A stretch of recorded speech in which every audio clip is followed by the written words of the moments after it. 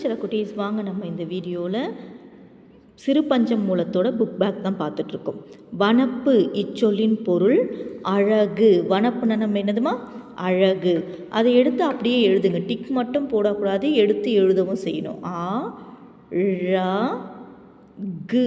அழகு சொல்லிட்டே எழுதுங்க. அடுத்து பாருங்க, நன்றென்றல் இச்சொல்லை பிரித்து எழுத கிடைப்பது நன்று கூட்டல் என்றல். நன்றென்றல்னா என்னதுமா நன்று கூட்டல் என்றல்.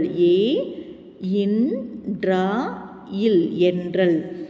என்று கூட்டல் உரைத்தல் இச்சொற்களை சேர்த்து எழுத குறைப்பது என்றுரைத்தல். நடுவில் வரக்கூடாது. என்றுரைத்தல். என்றுரைத்தல். எடுங்க பார்க்கலாம்.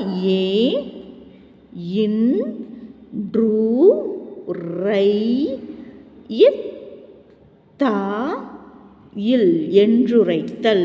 ஓகேவா? கண்ணுக்கு அழகு இரக்கம். கண்ணுக்கு எது அழகு? இரக்கம்.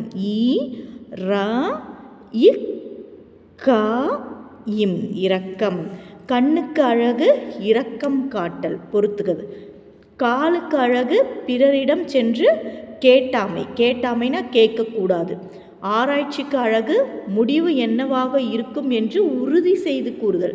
இதுதான் முடிவுன்னு உறுதியாக செய்யணும். இசைக்கு அழகு கேட்பவர் நன்றி என்று உரைத்தல். கேட்குறவங்க சூப்பராக இருக்குப்பா அப்படின்னு சொல்கிறது. அரசனுக்கு அழகு நாட்டு மக்களை வருத்தாமை. நாட்டு மக்களை என்ன பண்ணக்கூடாது? வருத்தாமை.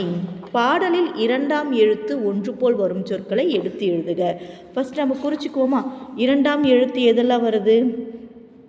கண் எண். போய் எழுதி பார்ப்போம். கண் எண். அடுத்ததா என்ன இருக்கு? இல் வருதா பாருங்க. கேட்டார் வட்டான். எழுதலாமா? கேட்டார் வாட்டான். சரி, வாட்டான். கேட்டா வாட்டான்.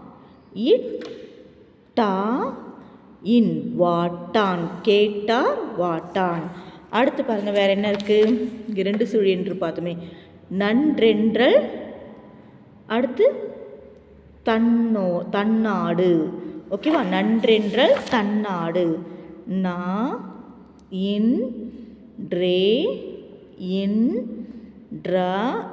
நன்றென்றல் தன்னாடு. தன்னாடு. ஓகேவா? அடுத்து பாருங்க, தன்னாடுக்கு இங்கே நான் வந்து இந்த சுழி நான் தான் கொடுத்துருக்காங்க. தன்னாடு. ஓகே. அடுத்து பாருங்க, தன்னாடு. வேற என்ன இருக்கு? கால் இங்கே இருக்கு. வேற இல்லை எங்கேயாச்சும் இருக்கான்னு பார்க்கலாம். நான் இருக்கு. வனப்பு. அவ்வளோதான். இது வரைக்கும் தான் இருக்கு. நம்ம வேற ஏதாச்சும் இருந்ததுன்னா பார்த்து எடுத்து எழுதலாம். ஓகேவா? அடுத்து பாருங்க, விடை எழுதுக. கண்ணுக்கு வனப்பு என கூறப்படுவது எது? கண்ணுக்கு வனப்பு எது? நான் மேம் ஓரலாக சொல்கிறேன், நம்ம ஒர்க் புக்கில் எழுதி பார்க்கலாம். கண்ணுக்கு வனப்பு இரக்கம் காட்டல்.